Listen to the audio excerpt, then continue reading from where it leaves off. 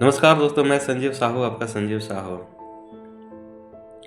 आज हम एक ऐसे टॉपिक के बारे में चर्चा करने के लिए आपके बीच आए हैं जिसकी चर्चा बहुत ही कम होती है, लेकिन आम इंसान से जुड़ा हुआ ये विषय वस्तु है। चाहे हम हो, चाहे आप हो या कोई भी हो, हर कोई इस दौर से गुजरता है और सभी को इन समस्याओं से फेस करना पड़ता है, रूबरू होना होता है। आपने एक वर्ड सुना होगा, चिंता और चिंतन। आज हम लोग समझने की कोशिश करेंगे कि चिंता और चिंतन में क्या फर्क है। चिंता एक ऐसा वर्ड है जो आपको चिता तक पहुंचा सकता है। यानी आप अगर हमेशा चिंता में रहते हैं, डिप्रेशन में रहते हैं, तो ये आपकी ऊर्जा को, आपके अंदर की ऊर्जा को स्वतः धीरे धीरे खत्म करते चला जाता है और आपके अंदर जो भी पॉजिटिविटी होती है उसको वो डिस्ट्रॉय करता है और आपके अंदर जो सोचने समझने की क्षमता होती है वो ख़त्म होते चला जाता है और आपको बिल्कुल ही निराशा महसूस होगा। लगता है ऐसा कि इसके आगे कुछ है ही नहीं, मेरे से कुछ नहीं हो सकता है। और ऐसे ही व्यक्ति कभी कभार गलत स्टेप भी ले लेते हैं। इसलिए चिंता वर्ड एक नेगेटिविटी वर्ड है। इस वर्ड से और इन परिस्थितियों से दूर रहने की आवश्यकता होती है। और चिंतन ठीक इसके विपरीत होता है। चिंतन हमेशा पॉजिटिविटी होता है, आपको पॉजिटिव वे पे ले जाता है, आपको संघर्ष से कैसे निकलना है, विपरीत परिस्थितियों में कैसे लड़कर आगे बढ़ना है, किसी भी समस्या का निदान कैसे किया जाए, ये चिंतन का वर्ड है, चिंता का एक सब्जेक्ट होता है। इसलिए हमेशा चिंतन करें, चिंता नहीं। और इस वर्ड के कारण हमारे शरीर पर भी बहुत प्रभाव पड़ता है।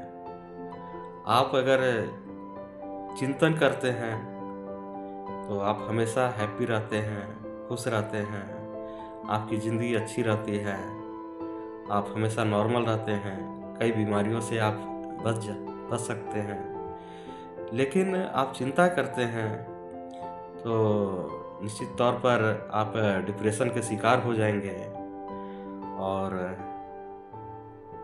कई तरह की समस्याएं, कई तरह की बीमारियां आपके बॉडी के अंदर समा जाएगा।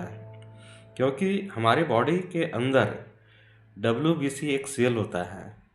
जैसे ही आप चिंता करते हैं ये सेल टूटता चला जाता है और जिसको रोग प्रतिरोधक क्षमता भी कहते हैं। जब भी आपके अंदर किसी प्रकार का रोग हो जाता है तो भगवान ने एक मेडिसिन हमारे अंदर, सबके बॉडी के अंदर एक रोग प्रतिरोधक क्षमता, जिसको WBC कहते हैं, ये होता है।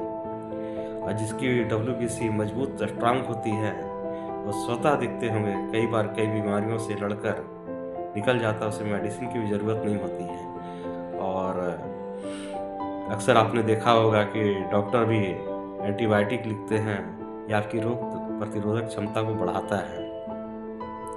इसलिए चिंता बहुत ही हमारे शरीर के लिए खराब है और ये डिप्रेशन में ले जाता है। और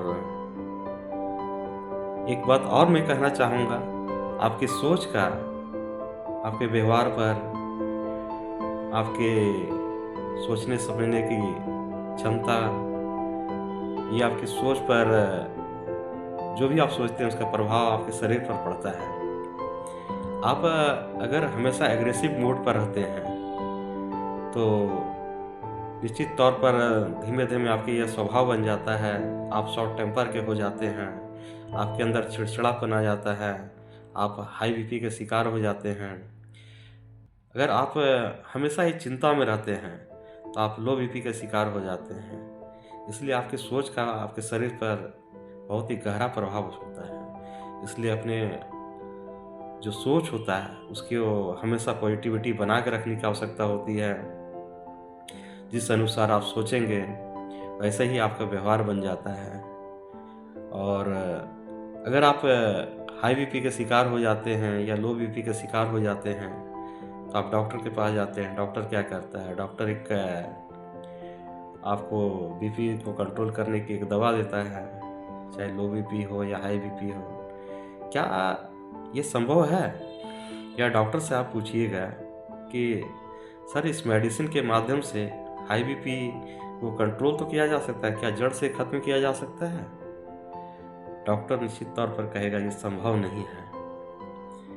तो कैसे ये संभव हो सकता है कि हमारा ये बीपी हो ही ना, बीपी कंट्रोल में रहे, हम लो बीपी का शिकार नहीं हो, हम हाई बीपी का शिकार नहीं हो? तो इसके लिए आवश्यक है हमेशा पॉजिटिविटी बना के रखना, अपनी आदतों को हमेशा सामान्य करके रखना।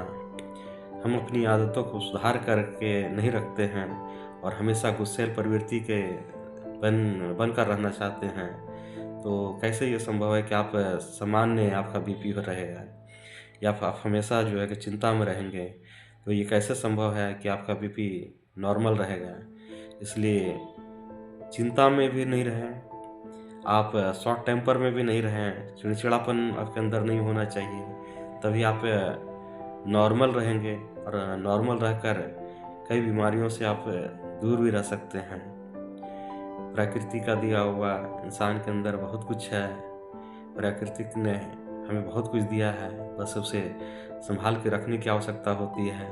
लेकिन अपनी गलतियों का खामियाजा हम खुद भुगतते हैं, 100 बीमारियों को हम लोग खुद आमंत्रित करते हैं और फिर हम लोग डॉक्टर का चक्कर खाते रहते हैं। इसलिए अपनी सोच को बदलिए, अपनी आदतों को बदलिए, हमेशा खुश रहिए और खुश रहकर खुद भी खुश रहिए, अपने लोगों को भी खुश रखिए और जीवन को आनंदपूर्वक जिए।